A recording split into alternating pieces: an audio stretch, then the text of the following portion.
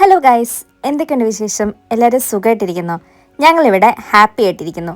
ഇന്ന് പതിവ് പോലെ എനിക്ക് ഓഫുള്ളൊരു ദിവസമാണ്. അപ്പോൾ പ്രത്യേകിച്ച് അങ്ങനെ ഒത്തിരി കാര്യങ്ങളൊന്നും ചെയ്യാനില്ല. എന്തായാലും വീഡിയോക്കകത്ത് പോകുന്നതിന് മുന്നേ welcome to daily diaries of ജിയാൻഡസ്.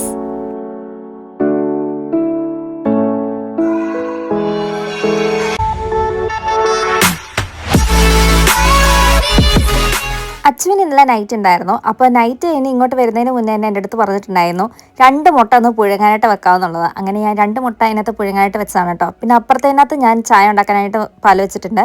പിന്നെ ഇന്നലെ അല്ലേ നമ്മൾ കടല വെള്ളത്തിനകത്തിട്ട്, അപ്പോൾ ഇന്ന് എന്തായാലും കടലക്കറി വെക്കണം.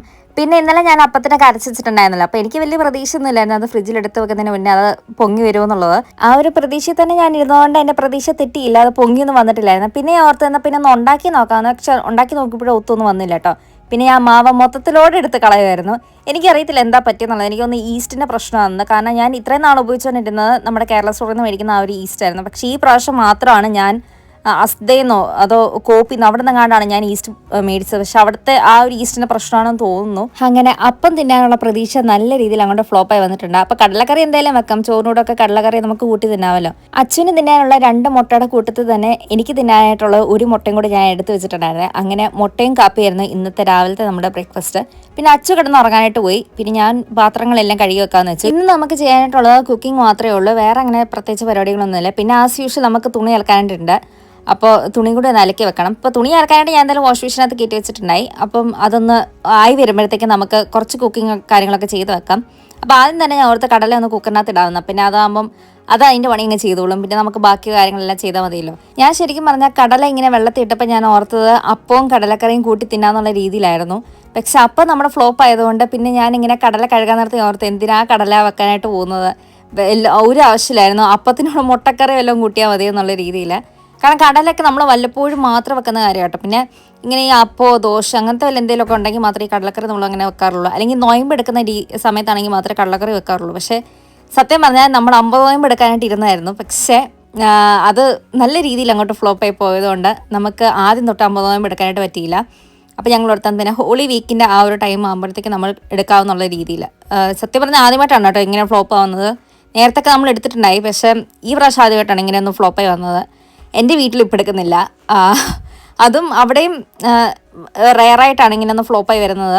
എന്താണെന്ന് അറിയത്തില്ല, ഈ പ്രാവശ്യം നോയമ്പ് അങ്ങനെ ആയിപ്പോയി. എന്തായാലും സാരമില്ല, അടുത്തൊരു നോയമ്പിൽ നമുക്ക് നല്ല കുട്ടികളായിട്ട് അങ്ങോട്ട് മുന്നോട്ട് പോകാം. എനിക്ക് ഈ ലഞ്ച് പ്രിപ്പറേഷനുള്ള ദിവസങ്ങളൊക്കെ ആണെങ്കിൽ ഞാൻ എപ്പോഴും ഇങ്ങനെ ആലോചിച്ച് കൺഫ്യൂഷൻ അടിക്കുന്ന ഒരു കാര്യമാണ് തോരൻ എന്ത് വെക്കും, കറി എന്ത് വെക്കും എന്നുള്ളത്. അങ്ങനെ 2 ആഴ്ച മുന്നേ നമ്മുടെ ബ്രൗൺ പയർ തോരനായിരുന്നു വെച്ചത്. അപ്പം ഇന്ന് ഞാൻ ഓർത്തുന്നത് പിന്നെ ഗ്രീൻ പയർ തോരൻ വെക്കാമെന്നുള്ളത്. എനിക്ക് ഗ്രീൻ പയർ അങ്ങനെ വലിയ ഇഷ്ടമില്ലാത്ത ഒരാളാണ്. പക്ഷേ വേറൊരു ഓപ്ഷൻ ഇല്ലാത്തതുകൊണ്ട് നമുക്ക് പിന്നെ അത് വെച്ചാലേ പറ്റത്തുള്ളൂ. എന്നിട്ട് പിന്നെ കുറച്ച് ഡ്രം സ്റ്റിക്സ് നമ്മൾ ഐസ്ലാൻഡിൽ നിന്ന് മേടിച്ചിട്ടുണ്ടായി. അപ്പം അതും ഇന്ന് നമുക്കൊന്ന് ഫ്രൈ ചെയ്യാനായിട്ടുള്ള രീതിയിൽ മാരിനേഷൻ ചെയ്ത് വെക്കാമെന്ന് വെച്ചു. കാരണം ഇനി 2-3 ദിവസം കഴിഞ്ഞാൽ എനിക്കിനി 3 ദിവസം അടുപ്പിച്ച് നൈറ്റാണ് വരുന്നത്. അപ്പോൾ അച്ചുവിനും നൈറ്റ് വരുന്നുണ്ട്. ഞങ്ങൾ 2 പേർക്ക് ഒരുമിച്ചാണ് ഡ്യൂട്ടി വരുന്നത്. അപ്പോൾ ആ ഒരു ടൈമിൽ ഈ ചിക്കനൊക്കെ ഒന്ന് മാരിനേറ്റ് ചെയ്ത് വെച്ച് കഴിഞ്ഞാൽ പിന്നെ എളുപ്പമായിരിക്കുമല്ലോ. അങ്ങനെ ചിക്കൻ്റെ ഐസൊക്കെ ഒന്ന് മാറി വന്നിട്ടുണ്ടെങ്കിൽ ഇനിയിപ്പോൾ ചിക്കനെ തൊലിയൊക്കെ ഒന്ന് കളയണം. യൂഷ്വലി ഈ ചിക്കൻ്റെ കാര്യങ്ങളൊക്കെ ഒന്ന് ഹാൻഡിൽ ചെയ്യുന്നത് അച്ചുവാണേ. അപ്പോൾ അച്ചുവിന് ഈ പ്രാവശ്യം 2-3 ദിവസം അങ്ങനെ അടുപ്പിച്ച് നൈറ്റൊക്കെ വന്നതുകൊണ്ട് അച്ചുവിന് കിച്ചണിലൊന്നും കയറാനായിട്ട് അങ്ങനെ സമയമൊന്നും കിട്ടിയില്ല. അപ്പോൾ ഞാൻ ഓർത്തുന്ന പിന്നെ ചിക്കൻ്റെ കാര്യങ്ങൾ ഞാൻ തന്നെ ചെയ്യാമെന്നുള്ളത്.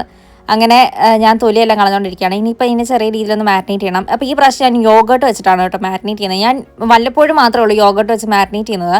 അപ്പോൾ ഈ പ്രാവശ്യം ഇച്ചിരി ഒരു യോഗേർട്ട് അവിടെ ഇരിപ്പാണ്. ഞാൻ ഓർത്ത് വന്നത് പിന്നെ അത് വെച്ചൊന്ന് മാരിനേറ്റ് ചെയ്യാമെന്നുള്ളത്. പിന്നെ അത് മാരിനേറ്റ് ചെയ്ത് അങ്ങനെ ഫ്രിഡ്ജിലോട്ടാക്കി വെച്ചിട്ടുണ്ട്. ഇനിയിപ്പോൾ തോരനുള്ള പ്രിപ്പറേഷൻസാണ്. കടലൊക്കെ അത് ആയി വന്നിട്ടുണ്ട്. ഇനിയിപ്പോൾ നമുക്ക് ചെറിയ രീതിയിൽ ഒരു ചമ്മന്തിയൊക്കെ ഒന്ന് ഉണ്ടാക്കാം. എനിക്ക് ചമ്മന്തി ഭയങ്കര ഇഷ്ടമാണ്. അപ്പോൾ ഇതിനകത്ത് വലിയ എരിവും കാര്യങ്ങളും ഒന്നും ഇല്ലാത്തൊരു ചമ്മന്തിയാണ്. ഇതിനകത്ത് ആകെ തേങ്ങാപ്പീര, ഉള്ളി, പിന്നെ ഞാൻ മഞ്ഞൾപ്പൊടിയും കൂടി ഇടാറുണ്ട്. അപ്പോൾ ഒരു മഞ്ഞ കളർ ചമ്മന്തിയായിട്ട് നമുക്ക് കിട്ടുമല്ലോ. അങ്ങനെ ഞാൻ അതിനെ ഒരു വിധത്തിലൊന്ന് ഉരുട്ടി എടുത്തിട്ടുണ്ട്. ഇനിയിപ്പം കറികളും തോരനും കാര്യങ്ങളെല്ലാം സെറ്റായി വന്നിട്ടുണ്ട്. ഇനി ചോറ് മാത്രം വെച്ചാൽ മതി.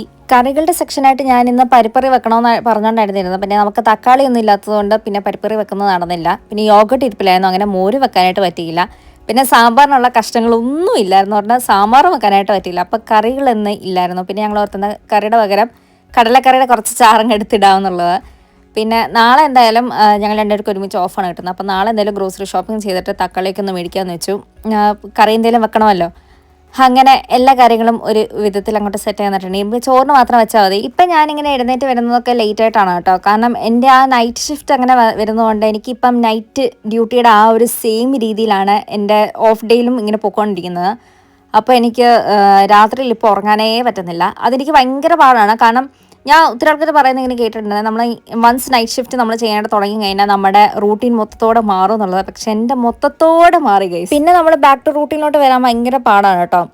പിന്നെ ഞാൻ ആകെ ഒരു ഹാപ്പി ആയിട്ട് വരുന്നൊരു കാര്യം എന്ന് വെച്ചാൽ ഞങ്ങൾ രണ്ടുപേരൊക്കെ മിക്ക സമയത്ത് ഒരുമിച്ചായിരിക്കും നൈറ്റ് വരുന്നത്. അപ്പോൾ ആ ഒരു കാര്യത്തിൽ മാത്രം സാറ്റിസ്ഫൈഡ് ആണ്. കാരണം നമുക്ക് ഫാമിലി ടൈം ഇമ്പോർട്ടൻ്റ് ആണല്ലോ.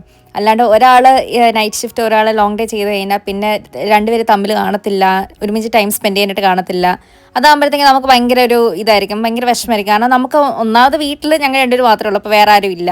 അപ്പം മിണ്ടി പറയാനും വഴക്കുണ്ടാക്കാനൊക്കെ ആരെങ്കിലും ഒരാൾ വേണ്ടേ.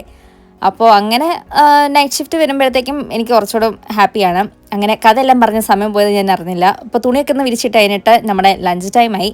അങ്ങനെ ലഞ്ചൊക്കെ കഴിച്ച് കഴിഞ്ഞാൽ കുറച്ച് നേരം പിന്നെ ഫോണിലിങ്ങനെ തോണ്ടിയിരുന്ന് കഴിഞ്ഞിട്ട് ഞാൻ പോയി കുളിച്ചു കഴിഞ്ഞിട്ട് നമുക്ക് പിന്നെ ചായ കുടിക്കാനുള്ള സമയമായിട്ടുണ്ട് കേട്ടോ. ശരിക്കും കാപ്പിയാണ് ഉണ്ടാക്കി കുടിക്കുന്നത്. പക്ഷേ എനിക്കറിയത്തില്ല എനിക്ക് എന്തിനാ എപ്പോഴും ഈ ചായ വായ വരുന്നതെന്നുള്ളത്. അങ്ങനെ 2-3 ആൾക്കാർ നമ്മുടെ അടുത്ത് ചോദിച്ചിട്ടുണ്ടായിരുന്നു ഏത് കാപ്പിപ്പൊടിയാണ് ഉപയോഗിക്കുന്നത് എന്നുള്ളത്. നമ്മൾ അൽ കഫേ എന്ന് പറയുന്ന ആ ഒരു കാപ്പിപ്പൊടിയാണ് കേട്ടോ ഉപയോഗിക്കുന്നത്. ഇത് അൽഡിയിൽ നിന്ന് മാത്രമേ കിട്ടത്തുള്ളൂ, അൽഡിയുടെ പ്രൊഡക്റ്റാണ്. അപ്പോൾ ഞങ്ങൾക്കിത് ഭയങ്കര ഇഷ്ടമാണ്. നെസ്കഫേക്കൊക്കെ ഭയങ്കര വിലയായതുകൊണ്ട് അതൊന്നും മേടിക്കാറില്ല. ഇതാണ് എപ്പോഴും മേടിക്കാറുള്ളത്. ഇതിന് 1 something അങ്ങോട്ടാണ് കേട്ടോ. കറക്റ്റ് റേറ്റ് അങ്ങോട്ട് ഓർക്കുന്നില്ല. ഈ ഒരു കാപ്പിപ്പൊടി എനിക്ക് ഭയങ്കര ഇഷ്ടമാണ്. ഞങ്ങൾ രണ്ടുപേർക്കും ഭയങ്കര ഇഷ്ടമാണ്. പിന്നെ നെസ്കഫേ നമുക്ക് അത്രയ്ക്കും വില ആയതുകൊണ്ട് മാത്രമാണ് നെസ്കഫേ മേടിക്കാത്തത്. പിന്നെ എനിക്കിങ്ങനെ കാപ്പി ഉണ്ടാക്കുന്ന സമയത്ത് എനിക്കിങ്ങനെ ഒത്തിരി തിക്കായിട്ട് കോഫി ഉണ്ടാക്കുന്നത് എനിക്കിഷ്ടമില്ല. എനിക്ക് ലൈറ്റ് കോഫിയാണ് ഇഷ്ടം. പിന്നെ എനിക്ക് കുറച്ച് പാല് വേണം. എന്ന് വെച്ചാൽ ഒത്തിരി പാല് പാടില്ല, കുറച്ച് പാല് മാത്രം മതി. എന്നാൽ വെള്ളവും ഒത്തിരി പാടില്ല എന്നുള്ള രീതിയിൽ. അപ്പം ഞാൻ യൂഷ്വലി പാലെടുക്കുന്ന സമയത്ത് ഞാൻ വെള്ളം ഒഴിക്കാറില്ല കേട്ടോ. അങ്ങനെ ആദ്യമൊക്കെ നമ്മൾ വെള്ളം ഒഴിക്കായിരുന്നു. പിന്നെ ഞാനിപ്പോൾ അങ്ങനെ ചെയ്യാറില്ല. ഇപ്പം പാല് മാത്രം അങ്ങനെ തിളപ്പിച്ച് പാല് മാത്രം ഒഴിക്കാറുള്ളൂ. പിന്നെ ഇന്നത്തെ 4 മണി പലഹാരങ്ങൾ എന്ന് പറയാനായിട്ടുള്ള ഇന്ന് ബിസ്ക്കറ്റ് മാത്രമേ ഉള്ളൂ, വേറെ ഒന്നുമില്ല. ഞാൻ ഇന്നൊന്നും ഉണ്ടാക്കിയിട്ടില്ല. അപ്പോൾ ബിസ്ക്കറ്റ് അവിടെ ഒന്ന് ഇരിക്കുന്നത് കണ്ടു. അപ്പോൾ ഞാൻ ഓർത്ത് പിന്നെ ബിസ്ക്കറ്റ് കൂട്ടി ഇന്ന് കഴിക്കാന്നുള്ളത്. പിന്നെ ഞാൻ അങ്ങോട്ട് വീഡിയോസ് ഒന്നും ഷൂട്ട് ചെയ്തിട്ടില്ല കേട്ടോ. അങ്ങനെ ഇന്നത്തെ വ്ളോഗ് നമ്മൾ എൻഡ് ചെയ്യാനായിട്ടുള്ള സമയമായിട്ടുണ്ട്. അപ്പോൾ എല്ലാവർക്കും വീഡിയോ ഇഷ്ടപ്പെട്ടു എന്ന് വിചാരിക്കുന്നു. നാളെ ഞാൻ വേറൊരു വീഡിയോ ആയിട്ട് വരുന്നവരെ till then this is daily diaries of ചെയ്യാൻഡസ് സൈനിങ് ഓഫ്.